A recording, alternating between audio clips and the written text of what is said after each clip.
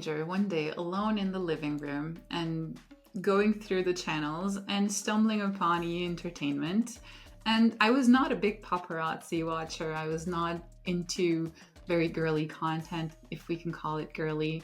But that day there was this show where they were all discussing, many people that knew Brad Pitt and Angelina Jolie, I think, and they were discussing the couple, their relationship and what's going on. And something just fascinated me in that moment, because these two people were so important that they were being analyzed, and people were trying to gather all of these pieces of the same events. And one person was saying, oh, I'm her best friend and this is how I see what's happening. And then there was this other guy who was their agent, and he was giving information about his vision of what they're going through. And I was fascinated of how this story was building up in my head, and the puzzle and the thinking of, is this person telling the truth, or is this person telling it from a perspective because they have like an interest in the outcome? And so that day, I think I had, first of all, as a kid, my ego kind of got excited, and I was like, wow, it must be so amazing to be that person that everyone's interested about, and they're building this 360 view around you. Back then, I think I hadn't seen how that can be suffocating also, because it's your own narrative, it's your own story, but written by others.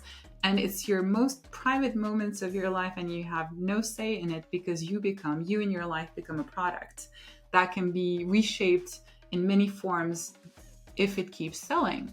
And so as I grow up, of course, as we become adults, I think, and as the internet and the content world is evolving, I guess it's easier to have a more critical point of view on these things, and to separate what's true, what's content, what's entertainment, and how can we be more respectful in the way we consume these content. Because not long ago, I was listening to the podcast, The Diary of a CEO, and Rebel Wilson was a guest. And she was explaining at some point how people sometimes forget that the character she was in the movie is not who she actually is. And they can be disrespectful when talking to her because they think they're talking to the character. So even still now, in today's day and age, we still are capable of forgetting and mixing up fiction with reality.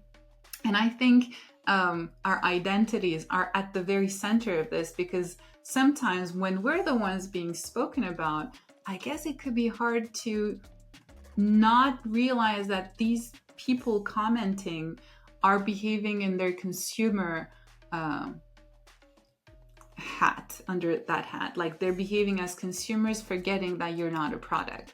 And I've been hearing a lot about reality show participants and how they're heavily impacted afterwards, after the shows, how people are just coming at them. And so I think internet right now is a crazy jungle, and all of these realities, truths, narratives, and why we're doing the things we're doing, why we're using some strong words sometimes, is all getting mixed up. But all of this also connects with another memory of mine, which is when I was in Paris, I used to do improv.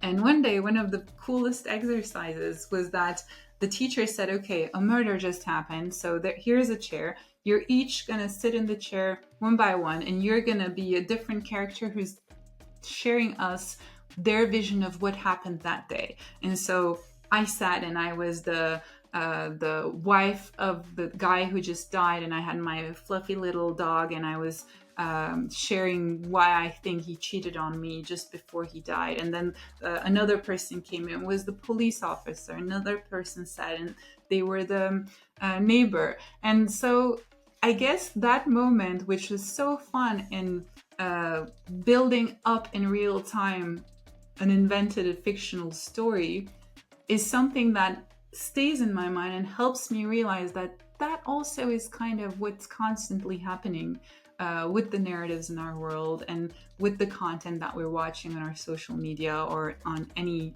streaming platform. And so, yeah, there is no final conclusion to everything I'm saying. I guess it's just ideas and thoughts I wanted to share about what we do with our narratives.